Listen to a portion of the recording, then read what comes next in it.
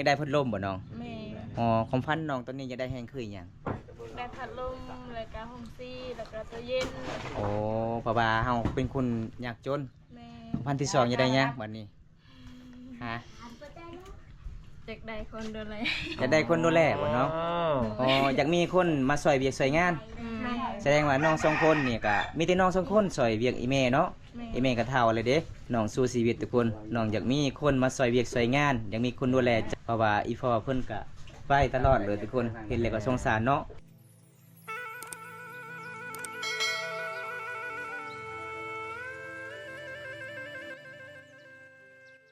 สบายดีทุกคนสบายดีบรรยากาศยามแรงทุกคนนะ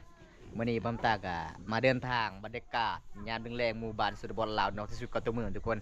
ไปตามติดวิถีชีวิตชาวลาวอันนี้ก็คือเขาเจ้าว่าเป็นบ้านผู้สาวทุกคนเด้เดี๋ยวบัมตากะสิไปเยี่ยมพยายามชาวลาวเขาเจ้าพี่คุยหรือบ่พี่น้องครั้งแรกเด้บัมตามาเดินทางพี่น้องไปเอาชมกันเลยทุกคนอันนี้ก็คือเป็นบ้านชาวลาวของชาวบ้านโนวาอันนี้จะเป็นบ้านชาวลาวเฮาก็มาเยี่ยมพยายามได้พี่น้องเดี๋ยวบัมตากะสิขึ้นลำเบิงพิสูจน์ลำเบิงพี่น้องอนุญาตขึ้นขึ้นศาลเด้อทุกคนสมมติบ้านเฮานี่เวลาเฮาไปเยี่ยมไปยามชาวลาวเฮาต้องขึ้นแบบนี้เลยทุกคน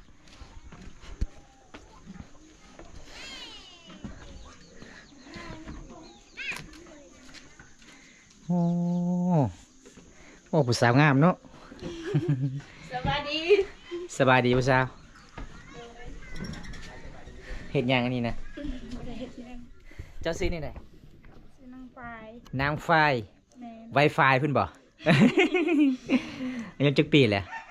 17 ปีอ๋ออากาศร้อนมื้อนี้นุ่งเสื้อลายสันเนาะอบผิว หมู่บ้านเฮานอกสุดๆกูตึกเมืองอันนี้เป็นเฮือนเจ้าบ่ห้องนอนเจ้าทางนี้เจ้าบ่ได้ไปนอนเฮือนหมู่บ่น้องอันนี้บ่นึ่งข้าวเป่าไฟเนาะนึ่งข้าวแล้วบ่ยามแลงโอ้ขยันนะทุกคนหมู่บ้านหยังอันนี้น่ะบ้านหยังนี่บ้านตะลิงบ้านตะลิงแม่ เมืองนองเนาะแม่ สาวลายหมู่บ้านนี้มีแต่คนงามเด้อทุกคนสาวโสดบ้านป่าบ้านตะลิงเมืองนองไปเฮือนทั้งใดส่วนหลายผู้สาวใดสาว iPhone ตลอดเด้อทุกคนได้เงินมาแต่ใส่ซื้อ iPhone นี่นะ iPhone บ่แม่ซื้อมาเท่าใด5 ล้าน5 ล้านได้เงินมาแต่ใส่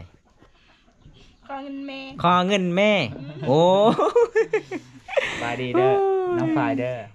สวัสดี ไอแม่ใครคุยซื้อ iPhone ให้ลูกสาวเนาะ อย่าลูกสาวบ่ได้ผัวอย่าละทุกคนอันนี้มันเงินเฮาเฮ็ดมันเนาะเฮ็ดมันปลูกมันสำปะหลังได้เงินก็คือเฮาก็อยากได้โทรศัพท์คือมือคู่คือกันทุกคนเลยคันสุดท้าย Android เฮาบ่ได้ทากระเปงเขาว่าโอ้ภาษาบ้านใดเนาะ คือมาติป่าแต่ดง นั่นบ่ คันใส่ iPhone โอ้มันงามเด้อทุกคนเด้เพราะว่าน้องๆเฮ็ดมีงานเป็นธรรมศาสตร์อยู่แล้วเด้แม่นเป็นจังได๋อายมาเยี่ยมมายามมื้อนี้น้องฮู้บ่บ่ฮู้เลยบ่ฮู้อ๋อเห็นแต่ในคลิปบ่เคยเห็นบ่คลิปบ่เคยก็เห็นอยู่อ๋อเป็นจังได๋รออยู่บ่อยู่แล้วเราเป็นสองเลยมันสร้างเลย เอาสิบ่ได้กลับบ้านมื้อนี้ทุกคน บ่มีแนวคานยอม แม่ น้องมันจะทางให้บ่มื้อนี้ได้ไปบ่โอ้มันจะทางให้เลยทุกคนเอ้ยน้องก็ขยันชาวลาวเฮ็ดนี่ช่วงนี้ก็นี่ไปทางให้เนาะเฮ็ดชวนบ่ได้เฮ็ดหน้าบ่บ่ได้ให้โอ้ไปทางให้จักคนหมดนี่น้อง3 คน 3 คนอีแม่อีพ่ออีแม่แล้วก็ค่อยแล้วก็ต้องสาว ใช้น้องสาวเจ้าน่ะแอบอีกล่ะ ฮะอีพ่อได้บ่ได้ไปบ่อันนี้ก็คือน้องไอ้พ่อไปใส่ชาวบ้านจิกหัว จับ อะไร อยู่ ทุกคน แล้ เล วย เราได้เมื่อบ้าน อ้าวอะไรไปใส่ ไปแถวป่า โอ้นอนอยู่ป่าเลย ไปหากินบ่หรือว่าจังได๋ไปหากินเรากินยาแล้วก็ไปแถวป่าเลย โอ้เดี๋ยวนี้บ่ทันมาเลย บ่ แสดงว่าไอ้พ่อติดเนาะติดสิ่งสิเตียทุกคนเลย โอ้ยทุกคนเลย แสดงว่ามีแต่เจ้ากับอีเมแล้วก็น้องเฮ็ดเวียกนะ โอ้ ปีหนึงได้เข้าจับศอกน้องปีหนึง ถ้ากา30 30 สอบโอ้เก่งอยู่เนาะเก่งอยู่ทุกคน หลังจากเวลาฮูดเข้าให้บ่ไอ้พ่อก็บ่ได้ซอยอีก บ่ แสดงว่าน้องๆนี่ทางให้จุดให้ซักเข้าให้ก็มีที่น้องเลย แม่น โอ้ ทุกคนเอ้ย แสดงว่าเจ้านี่เป็นครอบค เสา รัว หลัก หลักเนาะแม่น เป็นเสาหลักของครอบครัวเลยน้องสาวเจ้าอยู่ห้องบ่ แม่น คือเราบ่ได้ออกเป็นหยังเรามีผู้บ่าวแล้ว บ่ได้มีผู้ ว่าหรือยัดกล้อง ยานกล้องถ้าเห็นกล้องแล้วกล้องจับเนาะ เบิ่งทุกคนป้าอากาศร้อนอันนี้ในผู้สาว แม่น โอ้น้องเจ้าอายุจักปีน้องเจ้านี่นะ 15 ปีอ๋ออาการร้อนเดียวมันก็สลบได้น้องเลยจนนอนอยู่ในห้องเด้เอาผ้าห่มมาตุ้มอันนี้กับผ้าห่มมันเป็นง่ายหนาขนาดเลย เจ็บหัวเพิ่นว่าเอ้าน้องจะว่าเจ็บหัวเด้แม่นบ่น้องโอ้ข่อยลืมโทรศัพท์อยู่พุ่นแล้ว อ้าวแม่น ลืมโทรศัพท์แล้ว รอดึงยาว อีหยังจะเอิ้นน้องเหย้าบ่ แม่ อ๋อคันเจ้าเอิ้นสื่อเป็นยังไงน้องเจ้าให้ บ่ได้ให้ อ๋อเอิ้นหมู่เนาะ วานเด้อน้องวานทุกคน รอ ไป ดึง คุ ล่ะ ย คันสมมุติว่าคันหาอยู่หากินแม่นผู้ใดหากินอยู่เฮือนเจ้าบ่โอ้น้องชายผู้นี้ว่าจะว่าไปทางไห้นะผู้นี้มีแต่ผู้หญิงเจ้าซ้ำคนเนาะอีแม่แล้วก็เจ้าแล้วก็น้องโอ้ยพี่น้องเอ้ยเอา สู่ชีวิตเนาะ สู้ชีวิตอีหลีเลยทุกคน เอามาแล้วแม่ชาววาร อน ดึงล่ะ นี่จะนอนช่องคนเนาะบ่ได้นอนเฮือนหมู่บ่ บ่ โอ้ นอนเดือดตัวเอง ลมผู้บ่าวนี่ลมน้ำกันบ่ นี่บ่ผู้บ่าวมาเล่นกลางคืนบ่ เอาถามมักเอื้อยก็เลือกเอื้อยมักน้องก็เลือกน้องเด้คันเลือกผู้ใดเจ๊ก็เจ็บเอาเบิดซองเลย อยากน้องนะทุกคน มาเล่นมาแอนน้องๆก็โอ้ชาวลาวเพิ่นนี่ก็ใจดีเนาะบอกขี้คุยทุกคนเลยบ่ได้อยากมาเล่นมาแอนนี่มาได้บ่ มา ฟังไทยฟังลาวก็ให้มาบ่ กัดไออยู่ มาเยี่ยมได้เนาะ แม่ อ๋อ ปกติเฮาทุกอย่างเนาะ แม่น โอ้ทุกคน ตอนนี้อายุน้องจักปีแล้วฮอด 7 17เนาะชวน สิบ น้อง เจ็ด จะเด้ 17หน้าหัก โอ้ยชวนน้องจะเด้ 15 15 โอ้15นี่เขตนี้ก็จะลมเบาแล้วเด้บางคนนี่ เป็น สร้าง สา ครอบ ว ครัว เป็นสาวแล้วเนาะบ้านเฮา แม่น เอ้าสัญญาณโทรศัพท์ของเจ้าดีบ่น้องหมู่บ้านเจ้าเอาเวลาไปเรียนอยู่ไส อยู่โพ อยู่ภูปีนภูเขาอีกโอ้เวลาลงนี่แลนเลย มันกุ้ม โอ้ยพี่น้องเอ้ยได้โทรศัพท์กะสัญญาณกะบ่มีมันกะสิยากแน่เพื่อจะได้เล่นโทรศัพท์กันสัญญาณโทรได้เนาะจุดนี้เนาะบ่ได้เลยบ่โอ้หมู่บ้านน้องมันอยู่คืออยู่ข้างๆเป็นตีนภูเขามันเนาะเพราะว่าน้องอยู่กลางลุ่มเลยทุกคนเลยสัญญาณบ่ค่อยมีปานใดพี่น้อง ๆมัน เดิ จะ น เล่น เรือบ้าน กำลังเซลฟี่บ่แม่นแต่งตัวอยู่ เต็งโตอยู่บ่ ป้าอากาศร้อนค่อยเบิ่งน้องเจ้านี่เพิ่นกะคือตุ่มผ้าห่มนี่มันหน้าโอ้คันค่อยนี่สลบแน่นอนเลยผ้าห่มบักหน้าเลย ห้องนอนชาวสวนทุกคนเลยบ่ใส่ก็บ่ได้เข้าดอกบ่ใส่ก็ได้อยู่ข้างนอกพี่น้องเพิ่นก็จะเคินกล้องแน่ทุกคน อีเมตัวนี้ไปใส่เนาะ ถ้าผู้บ่าวมาเล่นเนี่ยเขามาเล่นอยู่ในพี่บ่ จากเราไปอยู่ โอ้อีเมก็มาเลยบ่ทางให้ แม่นบ่เนาะ แสดงว่าน้องทางให้นี่ทางแต่ตอนเช้า ล่นอยู่นอกนะ ตอนเที่ยงเมื่อกินข้าวกันนำแล้วก็พักผ่อนเนาะ แม่ อ๋อแม่นเนาะ โอ้เฮาก็ค่อยเฮ็ดค่อยไปถ้าเฮ็ดมืดก็คือเฮาเมื่อหลายเด้ แม่ มันก็สิเศร้าไว้ทุกคน น้องก็เอาแล้วน้องบ่ว่ายันนะ น้องบ่นี่บ่ แม่ เรียกไฟใจก็เจ็บนะ เรียกผู้ใดใจก็เจ็บสิเอาบัดซองอยู่บ่ เอาเจ็บจังไหนล่ะ ตอนมุนโตะเลย ต้องไปย้อน เต้ล่ะมันก็ให้ล่ะวิไลกึน่ะ น้ำได้บินไหม สบายดี สบายดี อันน้องซื้อนี่ได้ ซื้อหวาน หวาน ชื่อวานเนาะ หวานเจี๊ยบ ครับ ซื้อหวานซื้อได้นี่วะ ชื่อฝ้าย ฝ้าย น้องฝ้าย โอ้หวานฝ้ายหวาน น่าฮักทั้งสองเนาะ แม่ แต่น้องๆนี่ขยันหลายทุกคนเลยเบิ่งข่อยเฮามาเยี่ยมยามมื้อนี้เนาะเฮาได้พอสาวหยังเนี่ยสาวหนึงสาวนิ่ง สาวนิ่ง สาวนิ่งก็ไปทางให้สาวหยังสาวด่วน สาวด้วย โอ้ สาวสุก สาวสุกมีที่สาวน่าฮักขยันหลายทุกคนเอาบ่มีพัดลมบ่น้องโอ้เบิ่งทุกคนน้องเอาอันนี้มาฟัด มันสิเย็นบ่น้องเอ้ยไปเอาผ้าหม้อนี่บ่ใส่อุ๊ยสิปัดให้น้องก่อน ทุกคนยาว น้องขาดผ้าลมไปน้อง อีพ่อก็ไม่ได้อยู่เฮือนเฮ็ดเวียกเฮ็ดงานมีแต่น้องสองคนช่วยอีแม่พ ราะว่าไอ้เมฆก็เท่าเลยบ่น้อง กระดาวอยู่ โอ้ เท่าแล้วเนาะหมู่บ้าน ก็คือนำพาให้เฮ็ดสวนคืออีแม่ผู้เดียวบ่นำพาน้องบ่ แม่น โอ้ อ้าวสมมุติว่าน้องเวลาน้องทางให้นี่ถือกกไม้ใหญ่ๆเฮ็ดจังได้บัดนี้ ก็ไปซ้ำคน โอ้ก็ค่อยตัดเนาะ แม่น อ๋อพี่น้องเอ้ยคันสิจ้างก็บ่มีเงินมีคำอีก ต้องคอยตัดเอาผ้าใหญ่ๆมาตัดเลยเนาะ แม่น เบิ่งมือของน้องมันสิพงหลายทุกคนเห็นบ่ ขยัน ขยันคันเวลาบ่ตำข้าวก็ต้องตำด้วยมือบ่เฮือนเจ้าบ่โอ้ แม่นลงสี ได้ชาวบ้านหิวข้าวบ่น้องคือเงียบแท้ ฮะ กินแล้วบ่ข้าวนะ ยังน้องเจ้าคือโตสั่นเป็นจังได๋เนาะ น้องตื่นเต้น ตื่นเต้นหลายบ่ นี่ ครั้งแรกเลยบ่ที่น้องเจ้าเข้ากองบ่ แม่น อ๋อคันสมมุติว่าผู้บ่าวมาเล่นน้องของน้องนี่น้องเจ้าก็อยู่แบบนี้บ่น้องบ่ แม่น โอ้เอามึงยังอีกน่ะผู้บ่าวโทรเลยบ่ หยอกน้องเลยทุกคนหยอกน้องเลยพี่น้องเพราะว่าน้องก็น่าฮักหลายสองไอ้น้องน่าฮักหลายสื่อหวานสื่ออิหยังบายไฟโอ้ย น้องฝ่ายคนเดิม น้องฝ้ายน้องว่าน เพิ่มเติมด้วยหัวใจ นี่ ให้ดูซองมัน เชิญน้องหวานเด้ชื่อเพชรนั่นแหละน้องหวาน หวานคนเดิม หวานคนเดิม ว่านคนเดิมภาษาลาวภาษาไทย สลาว ภาษาลาวเจ้าได้น้อง ชาไทย เจ้าชื่อนี่ใดเพจเจ้า ไฟคนเดิม อ๋ออีฝ้ายอีฝ้ายอีฝ้ายบ่ นางไฟคนเดิม นางฝ้ายคนเดิม แม่นแล้ว อ๋อบ่ได้ สิบ บ่ได้อยากติดต่อก็สามารถติดต่อได้เนาะ แม่น ต้องเวลากลางคืนได้มีสัญญาณเนาะกลางเว้นก็คือน้องไปเฮ็ดเวียกเด้กลางคืนก็คือไปหาจุดมีสัญญาณปีนภูเขาทุกคนเลย TikTok ก็เล่นบ่น้องๆบ่ เล่น เล่นหมดในได้2 TikTok เจ้า ทุกกันทุกเป็ด อ๋อภาษาไทยบ่เนาะ แม่น เอาเป็นสาวดังในบันตะลิงและบัดนี้ ผู้ใดสนใจทางใดก็สะดวกทางใดก็ติดต่ออันน่ะเช็ดหาน้องได้บ่ขี้คุยบ่ บ่ อ๋อเนาะเช็ดได้เนาะ แก คุย ได้ ได้ คนโสด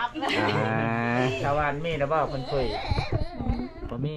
เป็นชาวไทยเด้ บ่ ยังมีเนาะนะผู้บ่าวพังไทยพังลาวถ้าผู้ใดยังโสดอยากจะคุยอยากจะจีบน้องก็สามารถติดต่อได้ทุกคน มาเลย มาเลยยินดีต้อนรับเสมอ โดย แต่คนมีเมียแล้วบ่มาก็ได้เนาะ มาก็ได้อยู่เนาะ โอ้ใจดีเนาะมาเล่นไปแอนเนาะเป็นพี่เป็นน้องกัน เอ้าน้องๆช่องโคกบ่ได้เรียนหนังสือเลยบ่ บ่ ป .1 บ่ได้เข้าอ๋อบ่ยังคือน้องๆนี่ช่องคนเว้าลาวเก่งขนาดเลยฮะบ่แม่นน้องช่องคนเคยไปเฮ็ดงานอยู่บ่ บ่ บ่เคยเลยบ่ เคยไป แม่น โอ้แสดงว่าเก่งอยู่เนาะคันเจ้าเฮียนเฮงเก่งกว่านี้เด้ ขนาดบ่ได้เฮียนก็เก่งเว้าลาวแต่น้องของเจ้านี่เพิ่นว่าเซาบ่มีสัญญาณโทรศัพท์ แน่เบิ่งโทรศัพท์ตลอดเลย หยอกน้องนะพี่น้องเอ้ยคันบ่หยอกบ่ได้หัวคันบ่เอาผัวก็บ่มีแฟนเด้ ส่วนล่านี่พ่อบ่าวมาแต่บ้านไหนมาเรียนมาแอนน้อง บ้านเสวยบ้านนารอง บ้านซื้อบ้านนาร้องโอ้มีแต่3หมู่บ้านเนาะไกลๆทางนี้ทุกคนคันบ้านบ่าวบำตานาสิมาบ่ได้ละเพราะข้ามน้ำอีกเด้ คันสิมาก็เมื่อบ่ได้เด้เนาะ แม่ แม่น เป็นหมู่บ้านมันไกลที่สุดเลยทุกคน สัญญณ เวลา ก็บ่มี เวลาน้องๆไปทางให้นี่ออกตอนเช้าประมาณจังโมงน้อง 6 โมง 6 โมงโอ้กินข้าวอยู่ป่าเลย แม่น โอ้คันเฮาออกไป9 โมงมันก็สิฮ้อนเนาะ แม่ ต้องเฮ็ดแต่เช้าๆเด้อทุกคน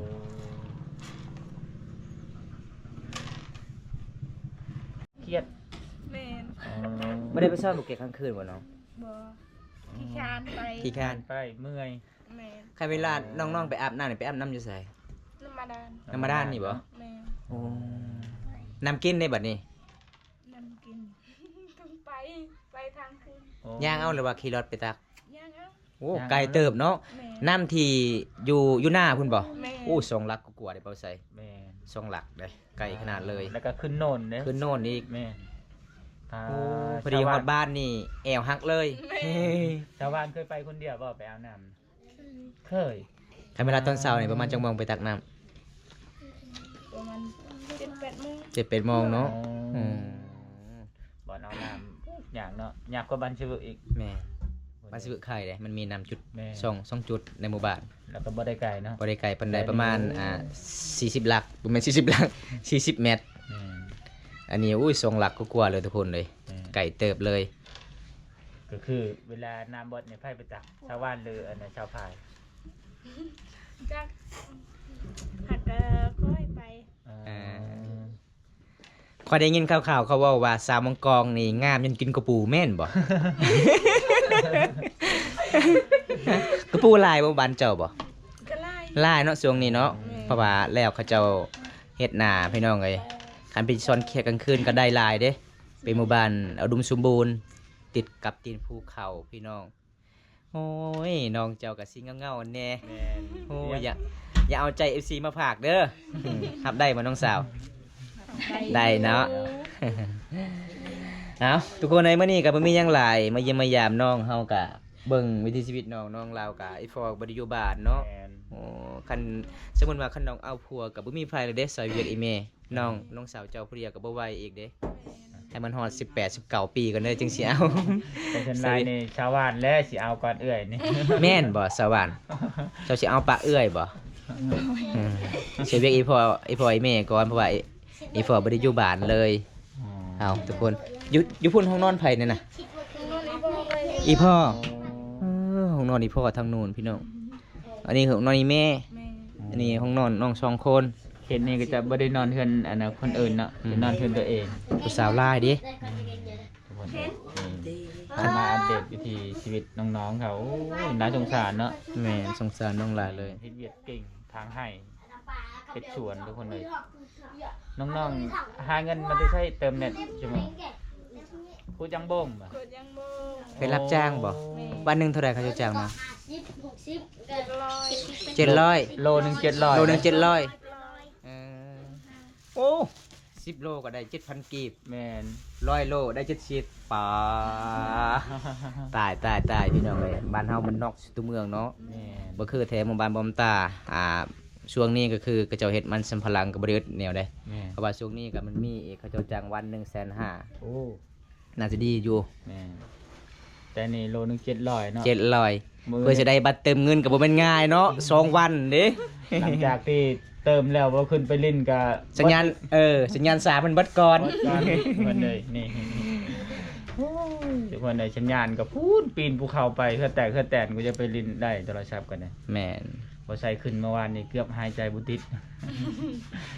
ลึกไอ้เด็กทุกคนนะบอลดินโทรศัพท์สาวลาวเห็นนี่ส่วนลายจะมีแต่วัยรุ่น คนเฒ่าเนี่ยขึ้นบ่ไหว บ่ไหว บ่ได้เล่นเลย สบายดีทุกคนสบายดีอีกทีหนึงเด้อพี่น้องสบายดีอีกทีหนึงเพราะว่าเฮาก็มาเยี่ยมมายามน้อง2คนทุกคนเด้เห็นน้องได้ยินน้องเล่าเรื่องราววิถีชีวิตน้องก็ลำบากหลายเป็นน่าสงสารน้องหลายพี่น้องไอ้พ่อก็บ่ได้ซอยเลยเนาะ แม่ ตอนนี้เบิ่งในเรื่องของน้องเกลือปิ้งนัวก็เบิดแล้วทุกคนมื้อนี้เฮาก็บ่มีหยังหลายน้องสาวเพิ่นผู้แนม FC พุ่นล่ะ FC คนหล่อทั้งพุ่น แม่ อันนี้ไอ้บ่มีหยังหลายเด้อทีมงานหามาซอยน้องด้วยน้องเด้อขอให้น้องซื้อเกลือซื้อปิ้งนัวเด้อเอาน้องดีใจบ่ ดีใจขอบใจ เลยเอาทุกคนเอากะมีเล็กๆน้อยๆทีมงานเฮา2คนมาเยี่ยมมายามมาแบ่งให้น้องๆคนละหักเพิ่นกีบเนาะ แม่ เฮา2คนกะ เก่าจูน เพิ่น เลย ทำสังเกตว่ามีทุกคน แม่ เฮาเห็นและสงสารเฮาได้ทำบุญนํกันทุกคนคันมื้อใดเฮาบ่ได้คันมื้อใดเฮาบ่มีคลิปแสดงว่าน้ำมันเฮาเบิด แม่ กันเฮามีน้ำมันเฮาก็เลยเดินทางให้ FC รับชมตลอดวิถีชีวิตน้องคนนี้สู้ชีวิตเลยพี่น้องเซเวียกอีแม่อีพ่อบ่ได้อยู่บ้านอีพ่อไปตลอดเลยทุกคนเลยติดสิ่งที่บ่ดีเลยทุกคนเนาะ แม่ โอ้สู้ๆนะน้องเด้อเซเวียกอีพ่ออีแม่เด้อยังได้เนาะสาวน้องๆ2คนดีใจบ่น้อง ดีใจ ดีใจเนาะพ่อได้เงินซื้อเกลือพริกนัวด้วยน้องเด้อ โดย แล้วก็ไอายมาเยี่ยมมายามเจ้ามื้อนี้ไอายเห็นเจ้าเอาเสื้อโทรศัพท์มาฝากยังได้พัดลมบ่น้อง แม่ อ๋อของพันน้องตอนนี้ยังได้แฮงคือหยัง ได้พัดลมแล้วก็ห้องซี่แล้วก็ตู้เย็น โอ้เพราะว่าเฮาเป็นคนยากจน แม่ พันที่2ยังได้หยังบัดนี้ฮะ จากใดคนดูแล จะได้คนดูแลบ่เนาะอ๋ออยากมีคนมาช่วยเวียกช่วยงาน แม่ แสดงว่าน้อง2คนนี่ก็มีแต่น้อง2คนช่วยเวียกอีแม่เนาะอีแม่ก็เฒ่าเลยเด้ แม่ น้องสู้ชีวิตทุกคนน้องอยากมีคนมาช่วยเวียกช่วยงานอยากมีคนดูแลใจ เพราะว่าอีพ่อเพิ่นก็ไปตลอดเลยทุกคนเห็นแล้วก็สงสารเนาะ แม่ มื้อนี้ก็ขอบใจหลายเด้ออ้ายบ่มีหยังหลายมาเยี่ยมมายามน้อง2คนก็ประมาณส่ำนี้ล่ะเฮาก็ทีมงานก็เล็กๆน้อยๆล่ะมาแบ่งปันความให้นี่น้อง เห็นน้องผู้นี้ตอนไอมากก็สิเงาๆตลอด เพิ่นว่าเป็นนัวก็สิหมดให้ทางก็บ่แล้วเด้ มื้ออื่นก็สิออกต่อน้ำอื่นเนาะ โดย